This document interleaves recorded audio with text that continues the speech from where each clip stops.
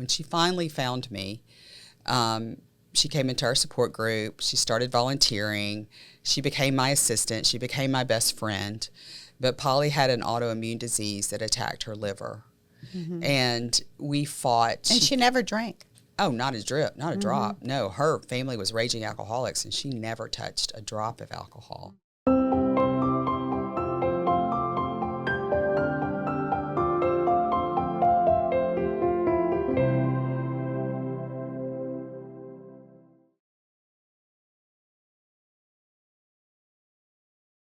Hi, I'm Angela Williams. And I'm Katie Sudano. And I'm a survivor of child sexual abuse. And I'm a survivor of child sexual abuse. Welcome to Voice Up for the Voiceless. Well, hi, Katie. We are going to tackle a tough subject today. I know. If you guys are just tuning in, Voice Up for the Voiceless is a podcast that talks about the issue of child sexual abuse and exploitation. It's not the easiest topic to talk about. Most people are uncomfortable. Mm-hmm. It's stigmatized. It's taboo. But what we hope to accomplish is to open the conversation up so we can remove that stigma from survivors, because they need a safe place to tell. They need to break their silence. So definitely they need to break the silence. And also, too, we just had our launch party for this podcast last night. I think it was a great turnover. How do you say Turnout. I knew it was turn something. It was a great turnout. We had such just a big crowd. That's why we're a little tired. We're a little tired today. We're dragging today. My voice, I'm struggling, so I've got some hot tea. So just please bear with me. But as we say in Hollywood, the show must go on. But it was really good. But the reason why I'm bringing it up is, honestly, even our close friends that were there, they didn't realize how prevalent this situation is, that it's an epidemic. And I was even shocked that they know about it, but it's kind of out there. And I'm like, are you kidding me? We had a guest who has a son that's involved in this situation.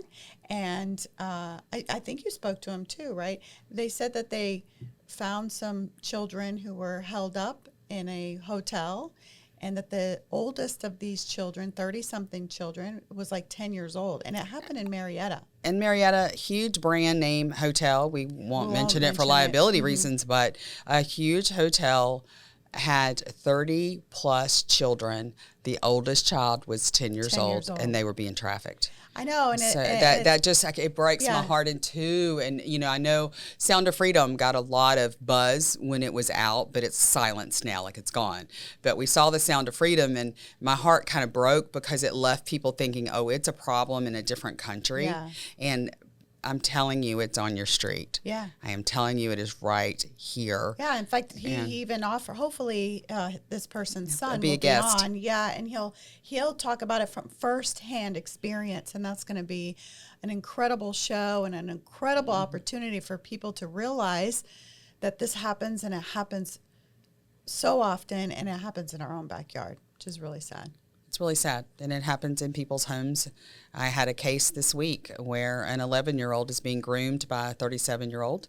He found her on a gaming site. He started the conversation, took it off the gaming site, went on to Google Live, so he's not getting any evidence recorded.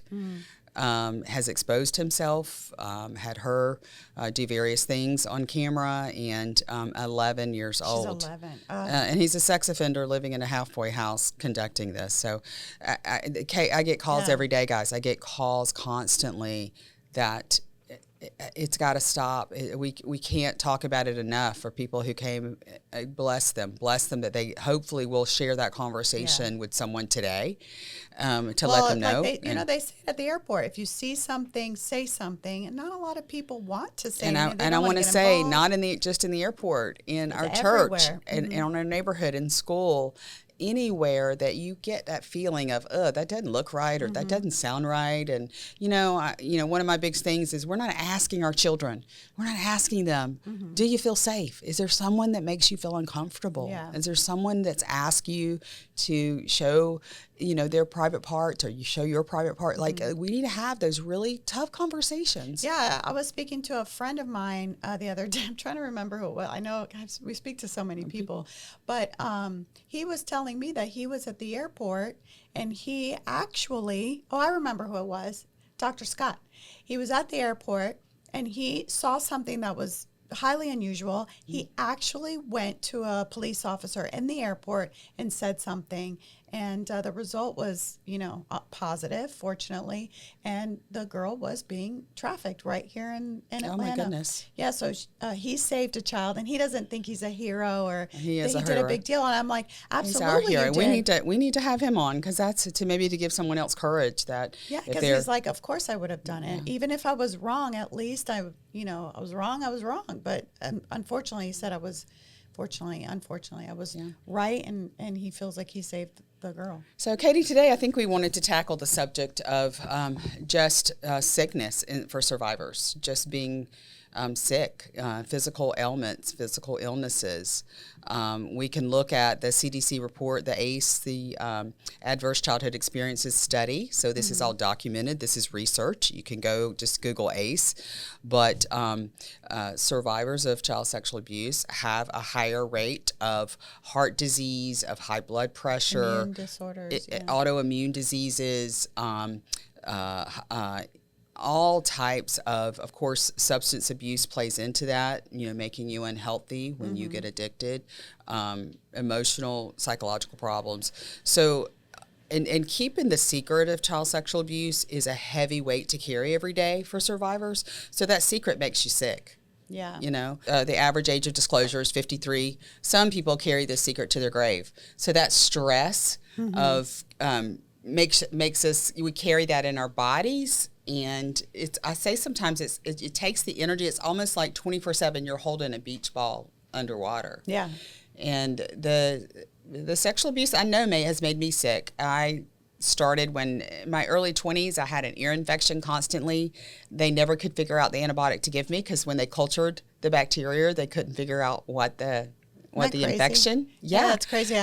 We get a lot of weird things that they can't explain. I had an infection when I had both my children. I had beta strep infections in my amniotic fluid, which made my kids sick, made me sick. Ran high fevers with both of my births.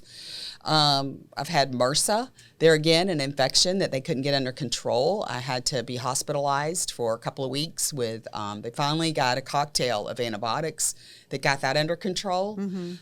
Just this last year, I had a tumor, a 2-inch tumor that grew in my parotid gland. That's why you don't color your hair anymore. I don't color my hair anymore. If those of you who know me, I was this color at age 30. So I've colored my hair for, almost 30 years. And I thought, you know what? I'm going to try to get the chemicals out of my body. So I quit, and I decided to embrace my gray. I've gotten a lot you look gorgeous. I love the gray. So comment on this and give me some encouragement on this gray, because every once in a while I look in the mirror and it's like, but gray is in. Haven't you seen? It's all over Instagram. Even young people are dyeing their hair like silver gray. It still makes you feel older, but it's okay. I'm not vain. Well, so I'm embracing it. But. Well, I'm vain. I don't know. Yeah, I know. You keep color. No, I'm sure you don't color. I color. Tell me some things that you feel like the sexual abuse physically, how it's attacked you.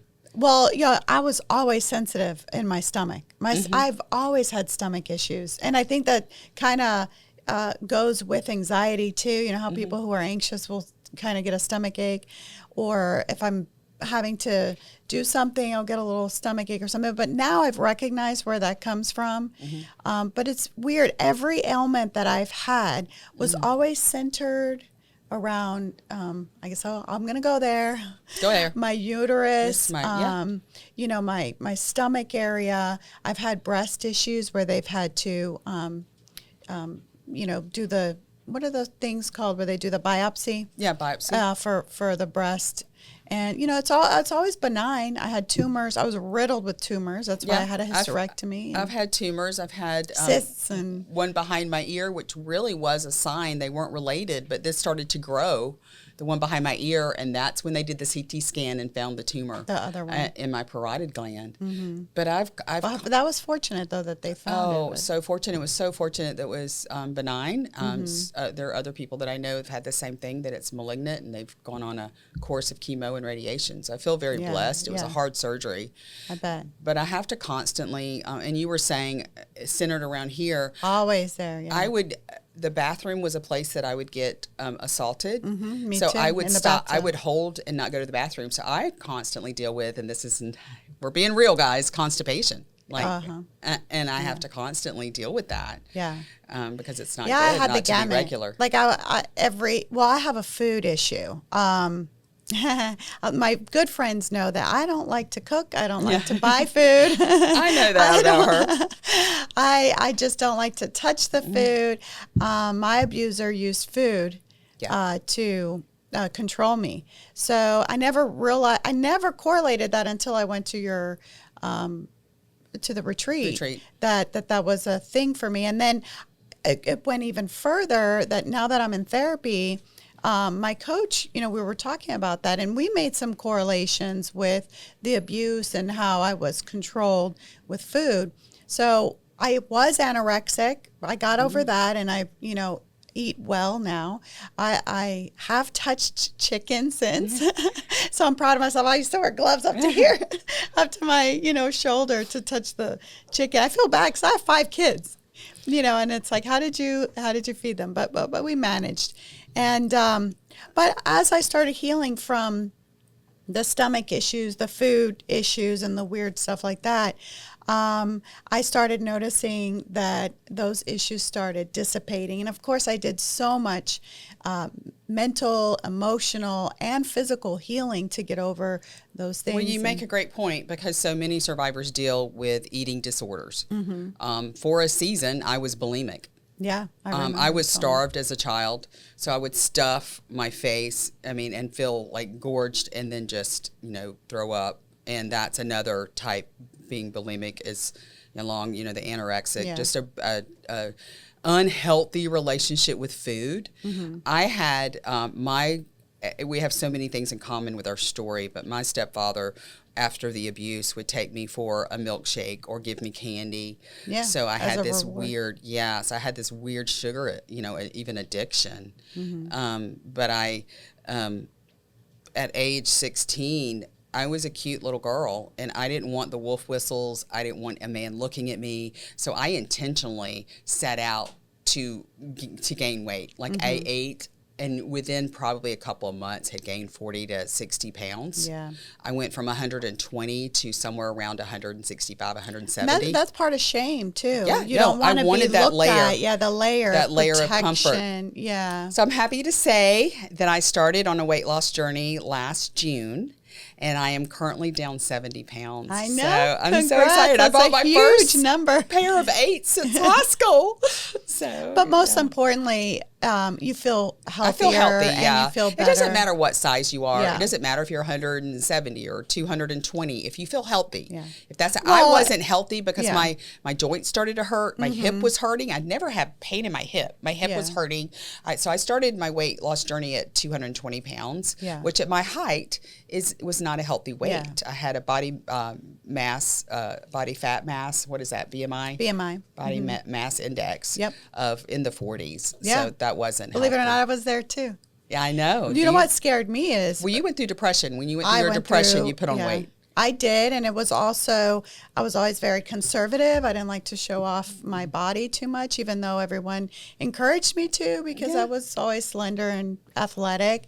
But it was just a scary thing for me to be noticed. And I went through a difficult time starting in 2010, 11, 12, that era. Financially, emotionally, I lost a huge chunk of my family. They just decided not to disown you. If we're going to call it what it is, they disowned me. When you broke your silence? No, they disowned me for other reasons. Oh, okay. It's another day, another podcast. Okay.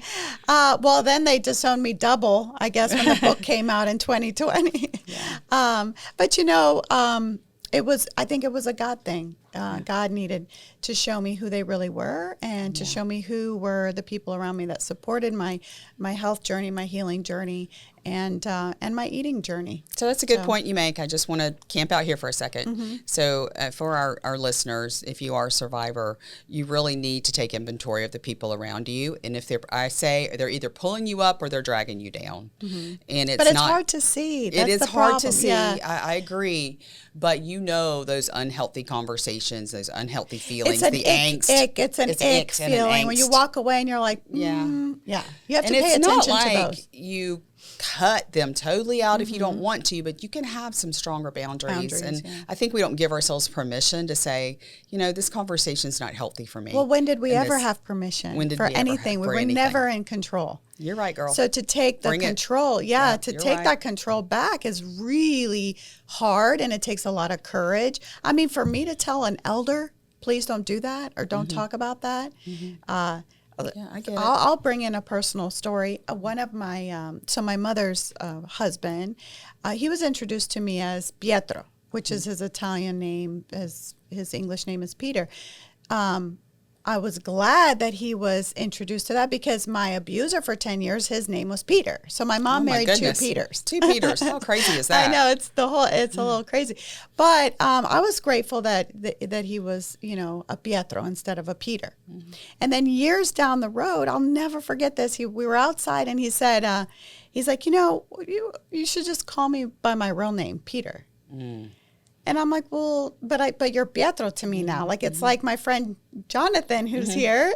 Everyone calls him John, but I was introduced to him as Jonathan, and that I kind of like having, that one thing that we have in common, or that thing.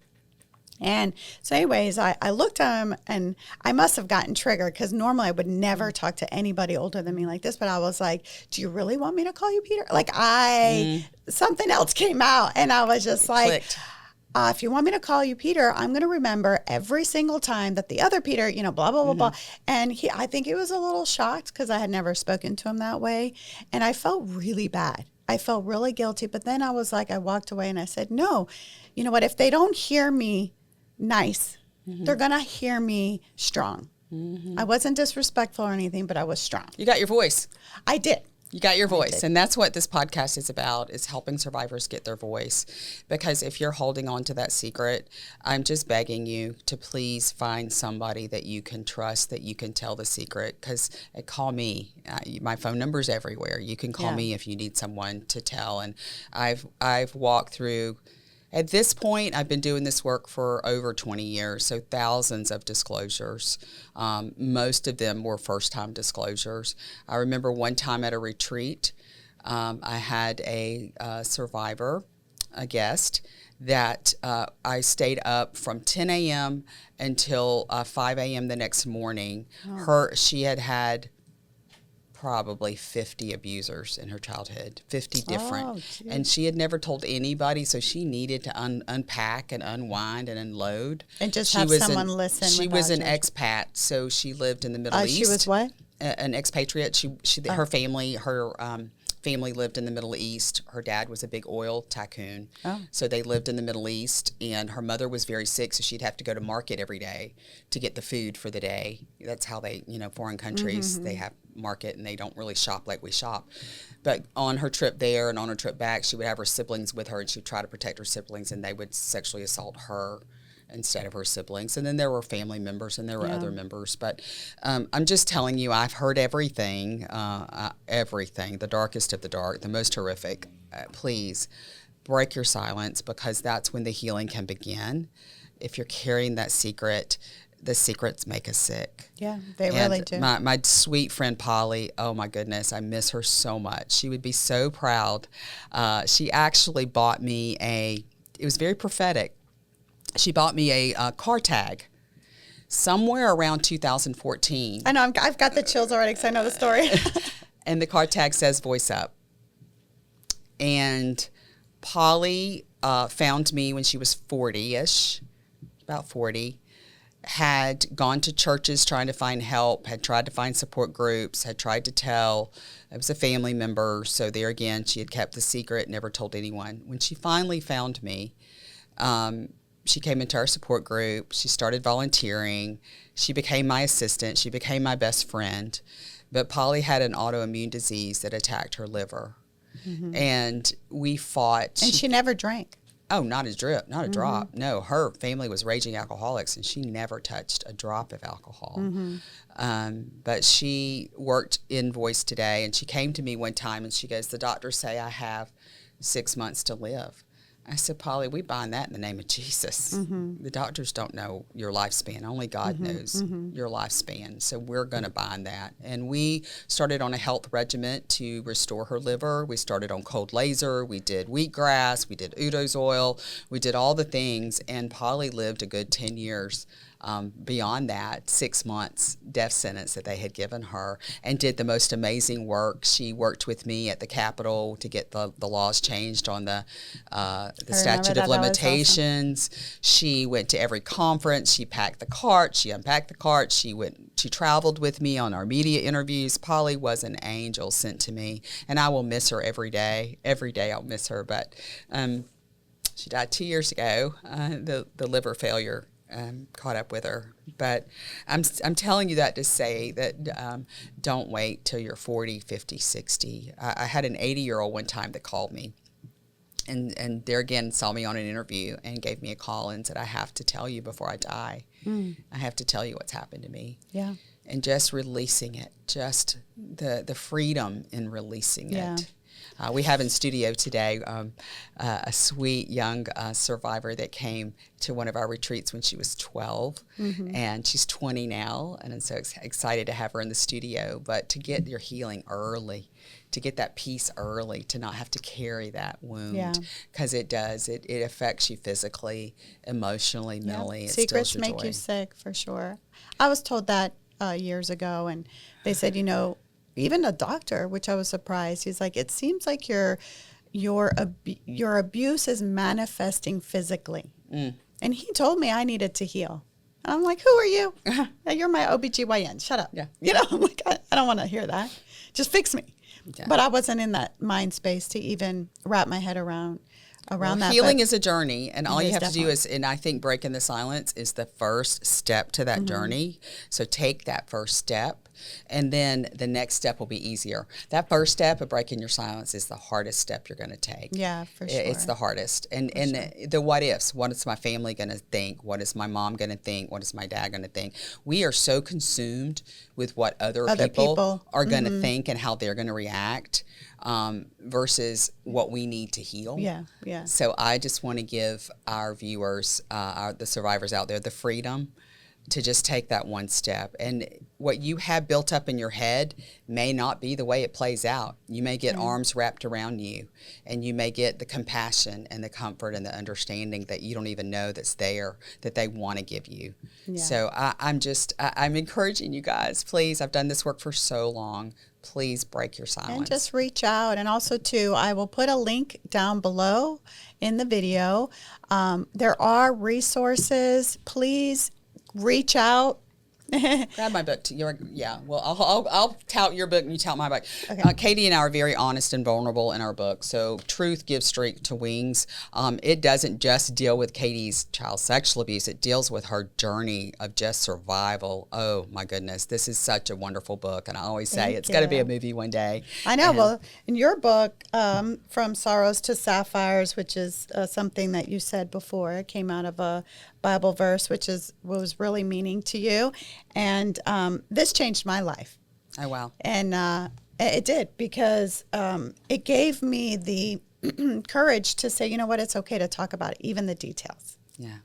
And you were very explicit in the book, but in a classy kind of way. It's not graphic. It's not raw. Graphic. It's raw. My book is raw. There's a difference. Because I wanted it to be real. I think we gloss over. We say the word child sexual abuse, but we can't comprehend and wrap our arms around what happens to a child. And that's understandable because it's so horrific. Yeah. So I wanted to be real. So I say that to both of our books are resources that please get the books, and that maybe will help you on that first step of breaking your silence. Yeah, for sure. And we have the links always in every video that we post below the video or the podcast.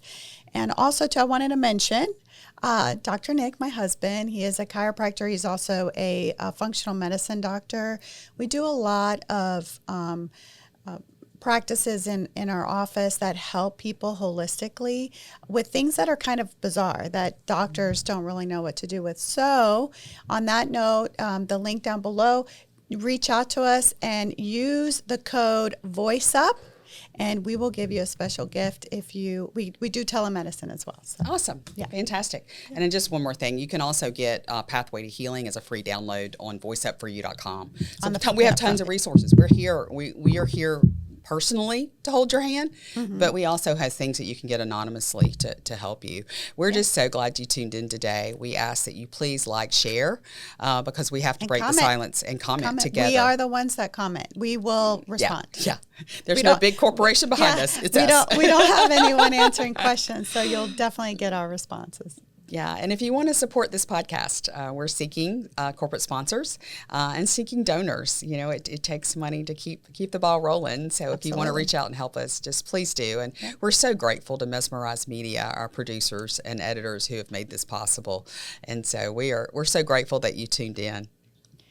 Yeah, thank you so much. It's been we've unpacked a lot in this this podcast, so we might have to break it up and do some more, which we will. We'll be here for you. And if you have any suggestions or anything that you would like to hear from us, any topics, please let us know in the comments. All right, I'm Angela Williams. And I'm Katie Sudano. Thanks for tuning in. Thank you.